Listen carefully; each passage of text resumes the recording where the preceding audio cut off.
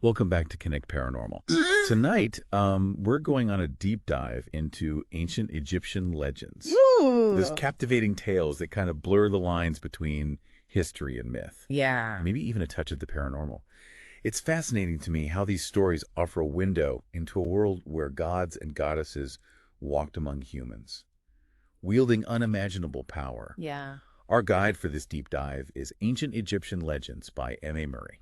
Great book. This book is just a treasure trove of ancient wisdom, and beliefs. We're going to explore how these legends weren't just entertaining stories, but really reflections of the Egyptians' worldview, their understanding of the cosmos, and their relationship with the divine. Yeah, okay. Let's unpack this. The first legend we'll explore is The Princess and the Demon. The title alone, sends chills down my spine. What can you tell us about the setting and the key players in this story?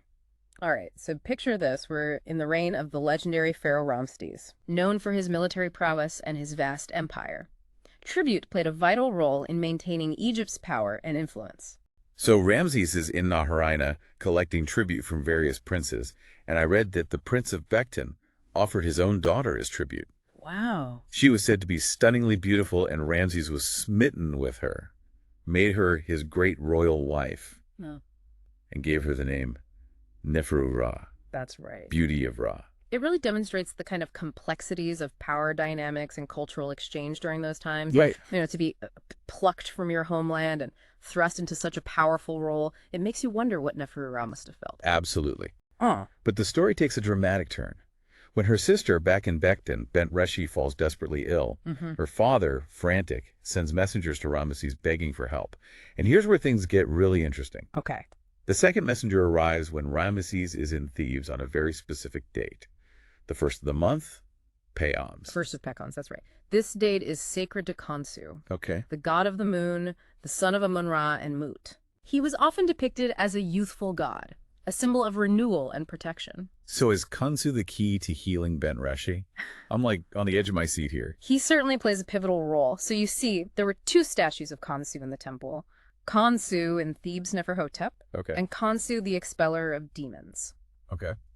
Ramesses performs a ritual asking the first statue to turn its face towards the second, Right. essentially seeking permission to send Khonsu the expeller of demons to Becton to help heal his wife's sister. Wow. It's fascinating how they sought, guidance and approval from their deities, even in matters of healing. Exactly. They believed their gods were intimately involved in their lives. So now picture this. The statue of Khonsu, the expeller of demons, is placed in a grand boat, surrounded by 5 smaller boats filled with chariots and horses, as if a king were embarking on a royal procession. It sounds like a scene straight out of a movie. Yes, it does. But this journey, it wasn't a quick trip, was it? No. It took a year and a half for this statue and its entourage to reach Becton. Imagine the anticipation and the weight of hope they carried with them. I can only imagine. So when they finally arrive, what happens? The Prince of Becton, overwhelmed with reverence, falls to his knees before the statue, echoing Ramesses' plea for Khonsu's mercy. And the question on everyone's mind is, did it work? Did Khonsu heal Bent Reshi? Well, the legend states that as soon as Khonsu, the expeller of demons, was brought to her and a magical protection was performed, Bent Reshi was miraculously healed. Instantly. Yeah. That's incredible. It makes you wonder, was it truly the statue's power? Some form of ancient energy healing we don't understand? Or simply the power of belief? It's the beauty of these ancient tales. They really invite us to consider the different possibilities. Some might interpret it as divine intervention. Others might see it as a testament to the power of the human spirit. But the legend doesn't explicitly tell us how. Right. It just tells us that she was healed. Leaving us with this lingering sense of mystery and wonder, which, let's be honest, that's what we love about exploring the paranormal. Absolutely. And the story doesn't end there. The Prince of Becton has this vivid dream where he sees Khonsu transform into a golden hawk and fly back towards Egypt. Hold on.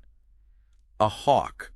What is the significance of that in ancient Egyptian beliefs? Hawks were often associated with Horus, Okay. the god of kingship in the sky. Right. In this context, it could symbolize a divine messenger, a conduit between the earthly and the divine realms.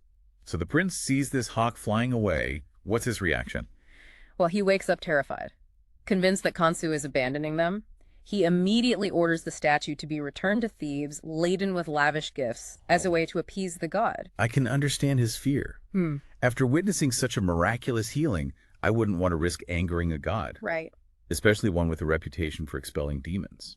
Exactly. Good. The story concludes with the safe return of Khonsu to Thebes, leaving us with a glimpse into the profound respect and even fear that the ancient Egyptians had for their gods. This legend is so captivating.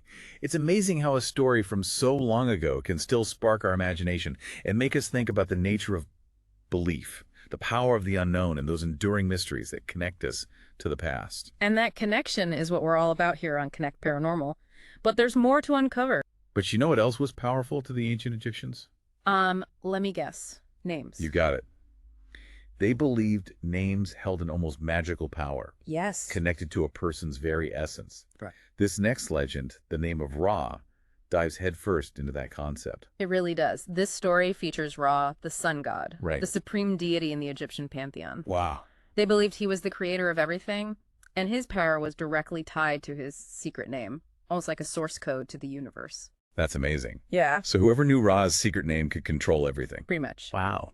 The legend introduces another powerful deity, Isis, Okay. a goddess associated with magic, healing, and even resurrection. Wow. She sets her sights on learning Ra's secret name, knowing it would grant her unimaginable power. Isis sounds like she could give those paranormal investigators a run for their money. Yeah, she's a pretty impressive character in Egyptian mythology. But how could she possibly get this name from Ra? I doubt he just shared it over tea and biscuits. Yeah, well, the story takes kind of a fascinating turn. As Ra ages, he becomes vulnerable. Even drooling a bit, it might seem like a strange detail, Okay. but it's crucial. Okay, why? What's the big deal with a little drool? Well, in Egyptian mythology, saliva was believed to hold magical power.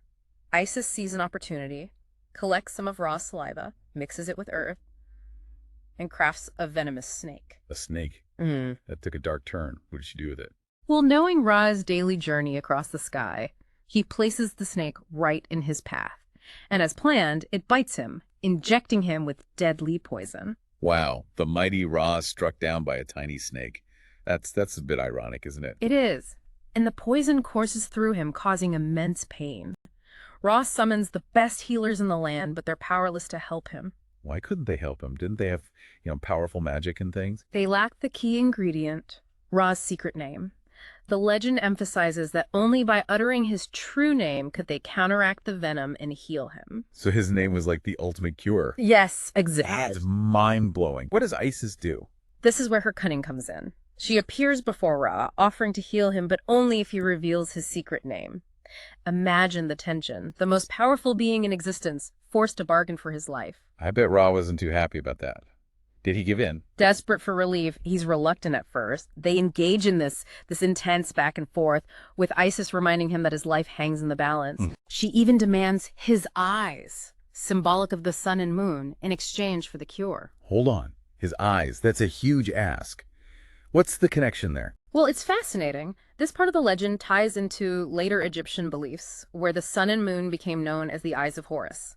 Symbolism is woven throughout their mythology, connecting everything. Like a cosmic puzzle. Yes, exactly. So what happens next? Does Ra finally crack? He does. Facing his mortality, Ra reveals his secret name. Isis, with her magical prowess, speaks the word of power, driving out the poison and healing him. She saved his life, but I bet Ra regretted that deal. What happened to him afterwards? Well, the legend doesn't really delve into the aftermath, but it highlights the cost of power. Isis, by acquiring Ra's secret name, elevates herself to a position of immense power, even rivaling Ra himself. It's a reminder that knowledge can be both a blessing and a curse, especially when dealing with forces beyond our comprehension. Exactly, and it raises questions we grapple with even today. What are the limits of ambition? What is the true cost of power? These are themes that resonate throughout human history, and it's fascinating to see them explored in these ancient tales. These legends are more than just stories. They're a glimpse into a different way of seeing the world. A world where the power of names, magic, and the divine were interwoven into the fabric of everyday life. It really makes you wonder, are those forces still at play today, just hidden beneath the surface of our modern world? From a statue's epic journey to heal a princess, to a goddess's cunning quest for a god's secret name. It's amazing how these stories passed down through centuries can still resonate with us today. Right. These ancient Egyptian legends have taken us on a wild ride. They tapped into something primal, a fascination with the unknown, the Yeah. power of belief in those forces that seem to shape our destinies. We've seen how the ancient Egyptians viewed the world as this interconnected web of divine power, magic, and ritual. But one of the most striking themes that keeps coming up is the significance they placed on names. Absolutely. The idea that a name wasn't just a label, but a vessel of power, intrinsically linked to a person's very essence. Knowing someone's true name was like holding a key to their soul. It's like in the legend of the name of Ra, where possessing Ra's secret name was the key to unlocking the forces of creation itself.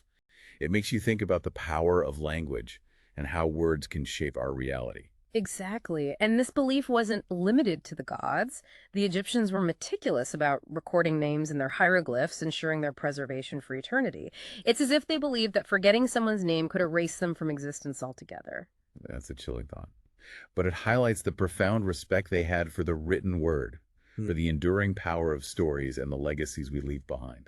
And that brings us back to what we do here on Connect Paranormal. We're driven by that same thirst for understanding, that desire to unravel the mysteries that have captivated humanity for centuries. Whether it's a tale of a ghostly apparition, a strange creature lurking in the shadows, or an ancient legend that hints at some hidden truth, we're drawn to these stories because they challenge our perceptions and push the boundaries of what we think we know.